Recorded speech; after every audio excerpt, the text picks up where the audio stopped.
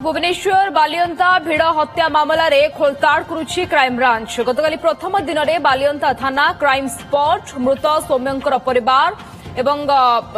पीड़िता युवती घर को जाई मध्य छानभिन करिछि। प्रथम दिन में तदंत अग्रगति संपर्क में डीजीपी को भेटी अवगत करिसेंती क्राइमब्रांच डीजी। प्रथम दिन में सौम्यंकर पोस्टमार्टम रिपोर्ट बालियंता पुलिस ठारू पाइबा परे क्राइमब्रांच तदंत करुछि। गतकालीर तदंत संपर्क में आज क्राइमब्रांच डीजी एनालिसिस करिवे तासह तदंतर दिग आगकु मध्य बढ़िबो। सीनियर रिपोर्टर चंदन पाइकराय आम सहित फोन लाइन में जोड़ी होइछन्ती संपर्क अधिक सूचना पाई। चंदन ये बालियंता घटना पूरा ओडिशा को स्तब्ध कर देछि किभଳି भाबरे आईन श्रृंखला परिस्थिति रहिछि ताकु नै मध्य एवं ता सहित पुलिस रो कार्यकारिता को नेकी मध्य बड़ प्रश्नवाची सृष्टि करिछि। एभଳି स्थिति रे हमु टिके अपडेट दियंतु जे वर्तमान सुधा ए घटना रे केते जण को गिरफ्त करा गलानी जेबे क्राइम ब्रांच इन्वेस्टिगेशन वर्तमान करा जाउछि फेस बाय फेस कोन तदंत वर्तमान आगो को बढ़िछि केउ केउ माननकु तदंत परिसरभुक्त करा जाइछि। मामला पूरा मामला जो देखा 12 जन को पुलिस गिरफ्त करथिला एवं 12 जन को पुलिस गिरफ्त करबा परे वर्तमान गिरफ्तारी संख्या बढ़ी नाही किंतु क्राइम ब्रांच तदंत जितेबाला आरंभ करिछि तदंत आरंभ ही पुलिस उपरे कार्यानुष्ठान हेछि सेही पुलिस उपरे कार्यानुष्ठान हेछि जो माने कार्य अवहेला करथिले एवं जो मानक अवहेला पाई गोटे भीड़ हिंसा देखा देवा सहित भीड़ हिंसा जन को हत्या करागला एवं से हत्यार शिकार होता सौम्यरंजन स्वाई जो भली भावे परवर्ती समय तदंत करा पुलिस ताकू नेकी तत्परता से देखा नथिला ताकू नेकी क्राइम ब्रांच जितेबाला तदंत आरंभ कला से पुलिस उपरे कार्यानुष्ठान नियागला से जो माने से समय घटनास्थल उपस्थित रही मध्य पुलिस प्रेजेंस रे लोक माने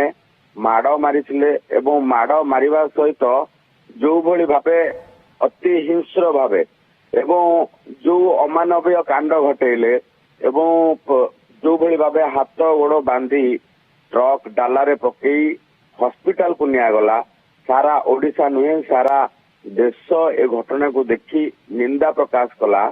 से घटना को नहीं से पुलिस मान कार्यानुष्ठान नि प्राथमिक भाव जड़े एसआई जड़े एएसआई एवं जड़े ओएपीएफ कॉन्स्टेबल एवं जड़े कॉन्स्टेबल को निलंबित करा आईआईसी को थाना रू बदली करा एवं 2 जन होमगार्ड को कार्य अंतर करा तेणु एभली स्थिति ये कार्यानुष्ठान वर्तमान धीरे धीरे आरंभ होउछि एक्शन धीरे धीरे आरंभ होउछि एवं ता भितरे गोटे दिन रे क्राइम ब्रांच बालियंता थाना रे पहुंचवा सहित समस्त कागज पत्र थाना रू नहीं समस्त पुलिस कर्मचारी मानकर स्टेटमेंट रेकर्ड करिछि क्राइम स्पॉट रे क्राइम ब्रांच पहुंची पूरा घटना को पचारि बुझिबा सहित वीडियोग्राफी करिछि ता परवर्ती समय सौम्यरंजन स्वाईंकर घर को जाइछि तांको परिवार लोकंकर स्टेटमेंट रेकर्ड करिछि ये सहयोगी सांगे थिले ओम प्रकाश स्टेटमेंट रेकर्ड करा एवं संध्या समय 2 युवती जो माने प्रथम घटना आरंभ होता जो घटना को लेकिन परवर्ती समय भीड़ हिंसा देखा घटनार 2 जो पीड़िता अच्छा से पीड़िता स्टेटमेंट रेकर्ड हो सारी एवं कथा हूँ क्राइम ब्रांच परवर्ती समय अधिका एविडेंस कलेक्शन करने सहित ये घटना पछर रहस्य कौन षड्यंत्र ना गोटे ऑल ऑफ सडन ए घटनाटी घटी सबू घटना को लेकिन जदि देखा जे प्रथम रू कहुचे ये घटनाटी तत्क्षणात घटिला किंतु तत्क्षणात घटिबा भितर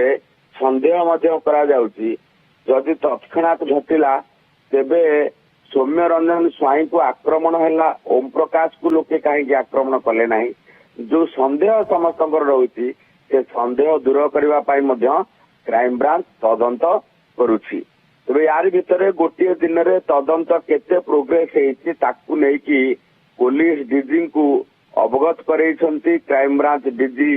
आसिक अवगत करैछंती जे केते तदंत हला कौन प्रोग्रेस है कहा कार्यानुष्ठान है कहा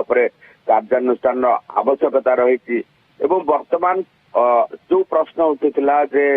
ये तदंत क्राइम ब्रांच करबा परे जो पुलिस अवहेला करिछि किंबा जो भली भाबे घटना को नेकी तदंत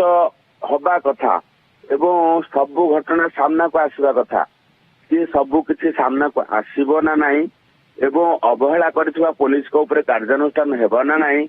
कारण 11टा बेले जेतले कंट्रोल रूम को कॉल आस्थिला परवर्ती समय घंटा लेट रे पहुंचीला पुलिस